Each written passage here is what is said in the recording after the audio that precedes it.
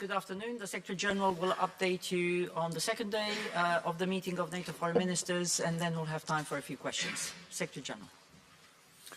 Good afternoon. We have just finished a substantive meeting of NATO Foreign Ministers to prepare for the Vilnius Summit in July. We welcomed Finland as our newest member, and Minister Haavisto took up Finland's seat among NATO allies. Allies also agree that Sweden should become an ally as quickly as possible. We addressed many important topics over the past 2 years, including how to strengthen our political and practical support for Ukraine. We met yesterday in the NATO-Ukraine Commission with Foreign Minister Kuleba. We agree that our continued military support for Ukraine is essential. I welcome the new commitments made by allies, and I expect more. We also addressed our longer-term support. We do not know when this war will end, but when it does, we must ensure that President Putin cannot continue to chip away at European security. So we must enable Ukraine to deter and defend against future aggression. This includes strengthening Ukraine's armed forces and arrangements for Ukraine's security.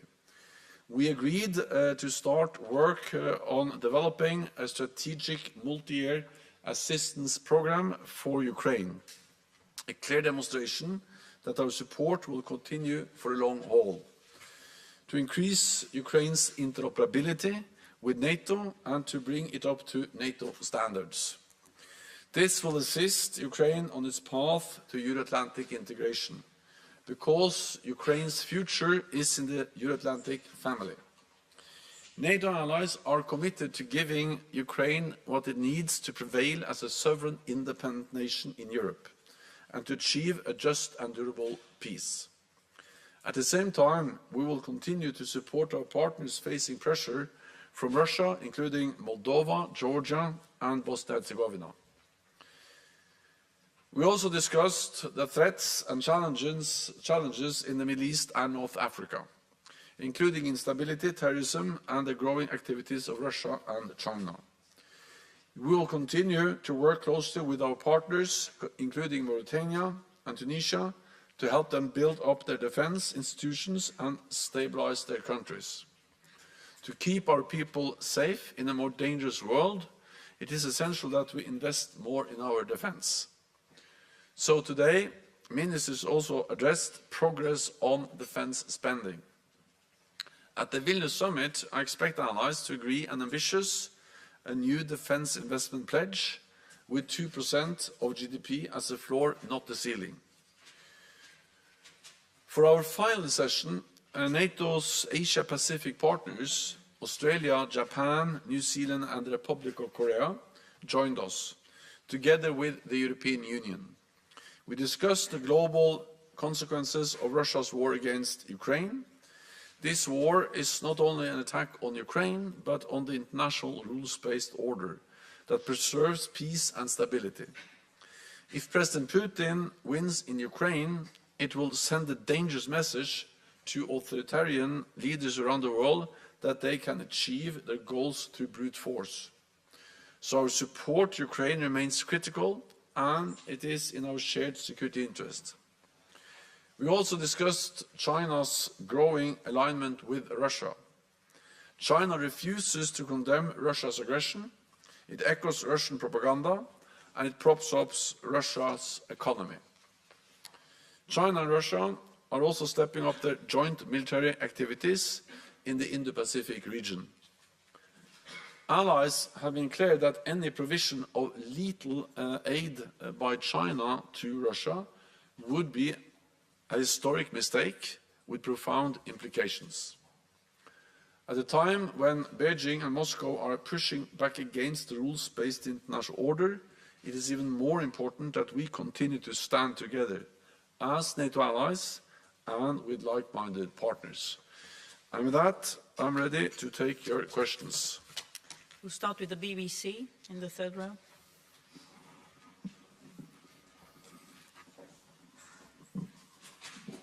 Thank you very much, Secretary General. Can I ask you, you said that you're talking about a new ambitious spending target of 2%, but 2% is already the spending target of NATO. Is there any way at Vilnius you will actually, and you've said before that it's a floor, not a ceiling.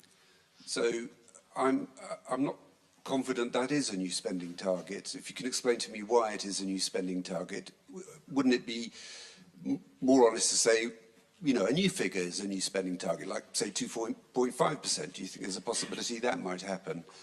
And then you clearly issued a warning to China about providing lethal aid to Russia.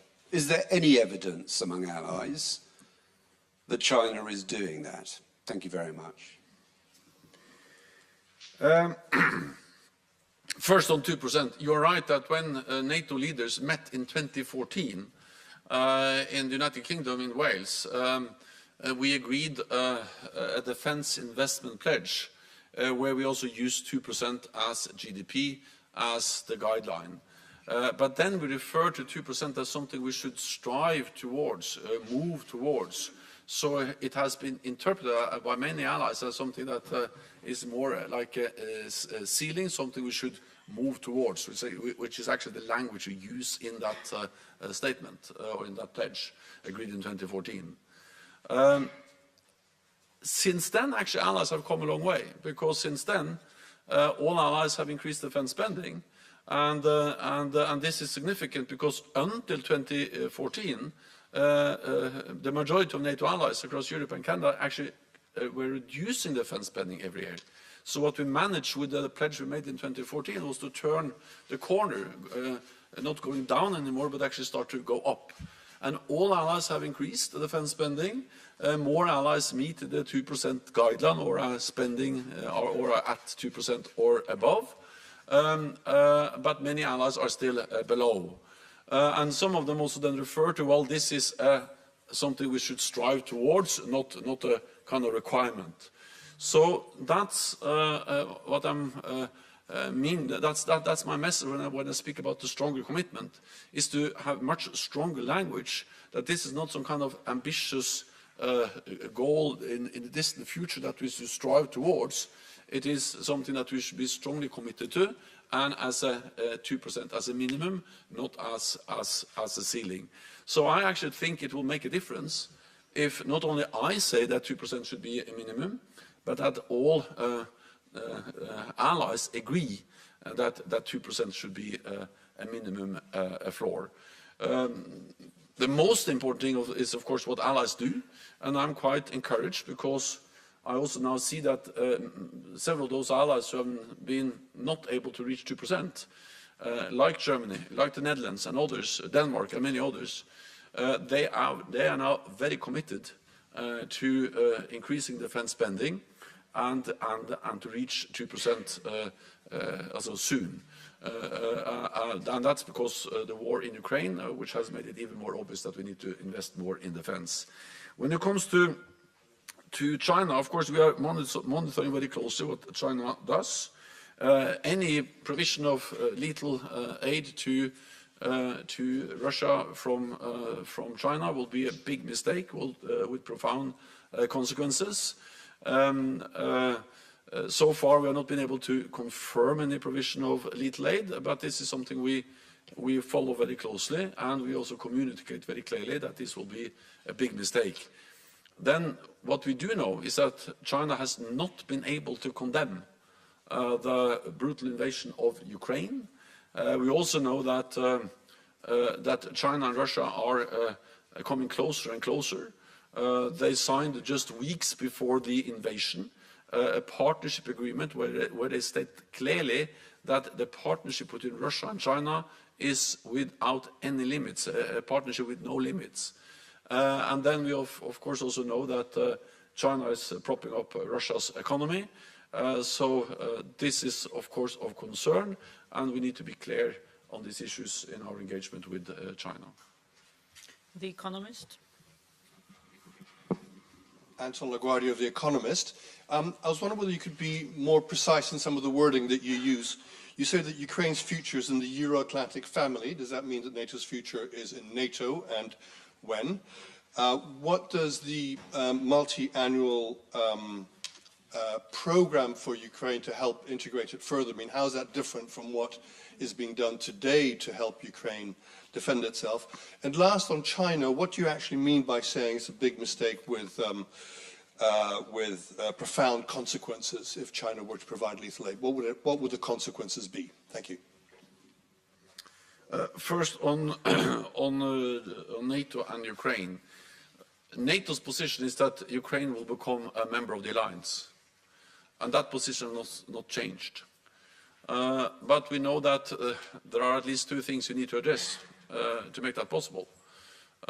One is that we need to ensure that Ukraine prevails as a sovereign, independent nation.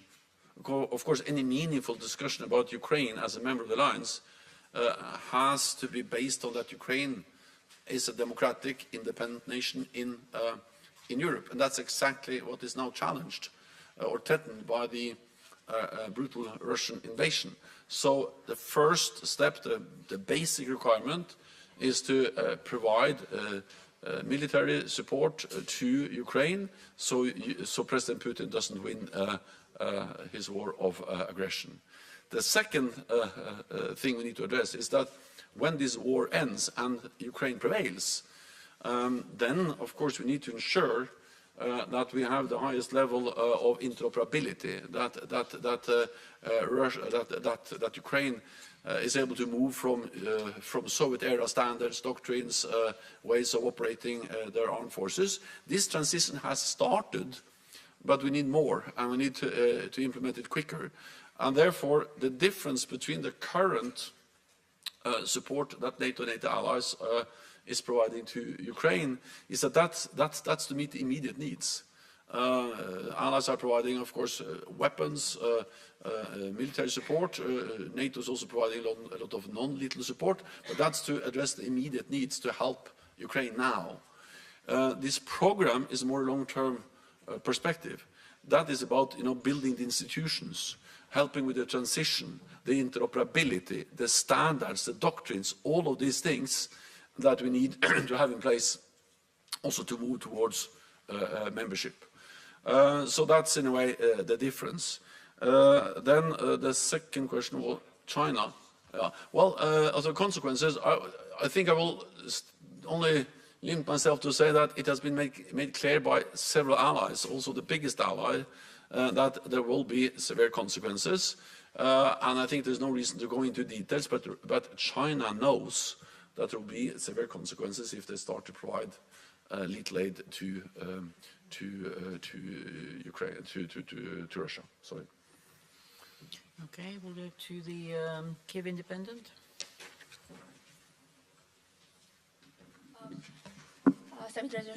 From the Kiev Independent. How high do you assess is the likelihood that Belarus would become a direct participant of Russia's war against Ukraine? And what do you think would encourage the Lukashenko regime to make this move? And my second question is, how have the NATO allies given enough weapons for Ukraine to launch a counteroffensive in the nearest weeks? And how many advanced Western tanks can Ukraine expect to receive from NATO allies till the end of the year? Thank you. Well, the allies are delivering unprecedented military support to Ukraine. We have also stepped up our support over the last weeks and months, also with armored vehicles, battle tanks, but not only battle tanks, but also infantry fighting vehicles, armored personnel carriers, and a lot of support, meaning, for instance, fuel trucks, heavy systems to remove minefields and to enable the Ukrainians to cross all the defense barriers that the Russians have built up over the last months. So this is not only about the battle tanks, but all the support they need to be able to function and to operate as they should, not only for a few days, but for weeks.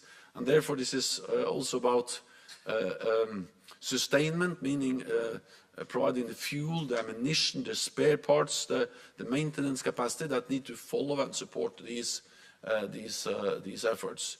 In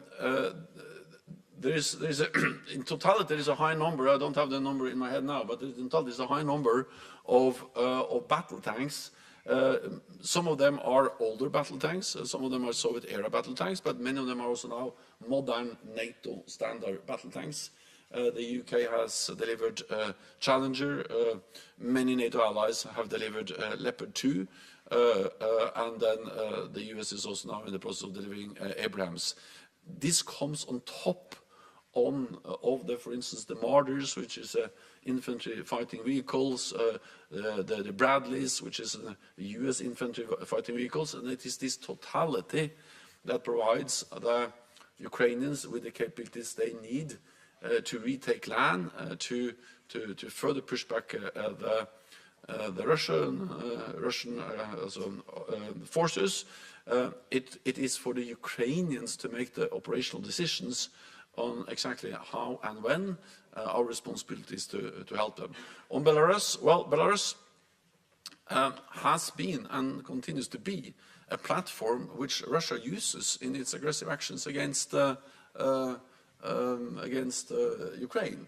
They launched part of the invasion from Belarus, and they have launched several airstrikes from Belarus. Our message to Belarus is, of course, that they should not be directly involved,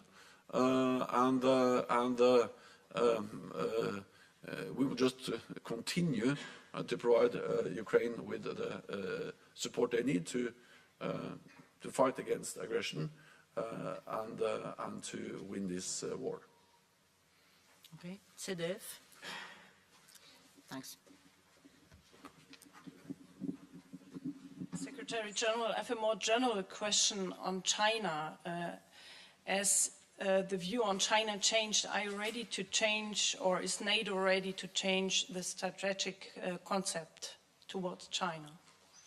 No. The reality is that the strategic concept we agreed in Madrid reflects NATO's, what should I say, a new recognition of what China means for our security. Because I think we need to realize that NATO has come a long way when it comes to China. In the strategic concept we had until last summer, China was not mentioned with a single word. Then, in the strategic concept we agreed in Madrid in June last year, we made important decisions. We don't regard China as an adversary, but we state clearly in the strategic concept that China's assertive behavior poses a challenge to our interests, our values, to our security. And this is reflected in the fact that China is investing heavily in new modern capabilities, including long-range nuclear missiles. They are cracking down on democratic rights in their own country, in Hong Kong, prosecuting minorities, using social media, the internet to have surveillance of the population in a way we haven't seen at that scale any time before. The assertive behavior in the South China Sea is a challenge for the countries in the region, but also a challenge to international trade, the threats against Taiwan, and then, of course, the fact that China is coming closer to us. We see them in cyberspace, we see them trying to control critical infrastructure, and all of this, and also then, of course, that they are now working more and more closely with Russia. We see Russian-Chinese joint naval patrols, air patrols. We saw a big military exercise outside the coast of Africa, and all of this together has actually made it necessary for us to update and to develop our policies on China. That is reflected in the new strategic concept. It is also reflected in the fact that we are now significantly strengthening our partnership with our Indo-Pacific partners, with Australia, with New Zealand, Japan, South Korea. They participated in the meeting today. For the first time ever, we invited the heads of state and government to participate in our summit last summer. And I invited the heads of state and government from Japan, New Zealand, South Korea, and Australia, also to attend our summit next summer, or this summer also in Vilnius. So put together, this is a huge effort, and let me just add, what we do on resilience, on technology, is also a way to respond to the challenges that China poses to our security. Okay, Jon Happ. lady here. Yeah. No, no, thanks. Binna Chung from Yonhap News Agency, South Korea. Secretary General, you have urged Korea to increase its military support to Ukraine when you visited Korea last January, and saying that some countries have changed their policy to send weapons directly to Ukraine after the war. And did you raise this among today's discussion as well? And I would like what was Korea's response if you had. And regarding, if I may ask another one, regarding the NATO's non-lethal assistance package, which Japan has recently pledged, did the Vice Minister of Korea express its intention for a contribution as well today? Thanks. First of all, I think it's for Korea to provide exact answers on their positions and what they do. What I can say is that it was a big issue when I visited Korea in January, and I've also raised it again, and I welcome the fact that South Korea has made it clear that they are ramping up production. And we need to understand that, that it helps that South Korea is ramping up production and delivering also to NATO allies, because then we can replenish our own stocks. And South Korea is a big producer of ammunition. And the fact that they are now delivering more and producing more to replenish the stocks of NATO allies enable us to continue to deliver to Ukraine. So I will, I will not go into the issue of exactly how or to whom South Korea should deliver. My main message is that by providing more aid to or not aid, but also supplies of ammunition to NATO allies, they enable us to continue to support Ukraine, and I welcome the announcements made from South Korea on that. Okay, Ryan? Thank you. My question is about migrants. Did you talk with Italian Foreign Minister Tajani about this problem? What can NATO do in that part of the Mediterranean? Thank you so much. Well, in the meeting we had today, the issue of migration was part of the discussion, especially when we addressed the challenges emanating from the Middle East and North Africa. And of course what NATO does, and this is also something I've discussed with the Italian Foreign Minister, with the Italian Prime Minister several times, is that we are helping to support the efforts of individual allies, but also of the European Union. We have a NATO naval presence in the Aegean Sea to help to implement the agreement between Turkey and the EU on illegal migration. We are working with partners in the Middle East and North Africa. We have our presence, our training mission in Iraq to try to address the root causes.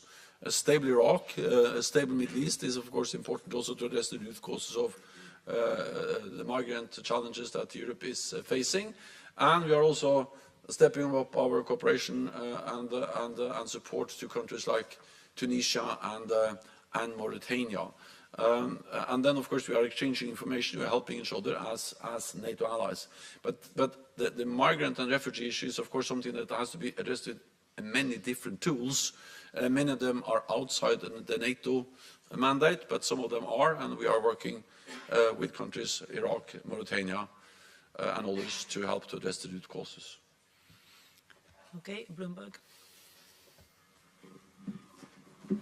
Natalia Drozdiak from Bloomberg. Thank you for the question.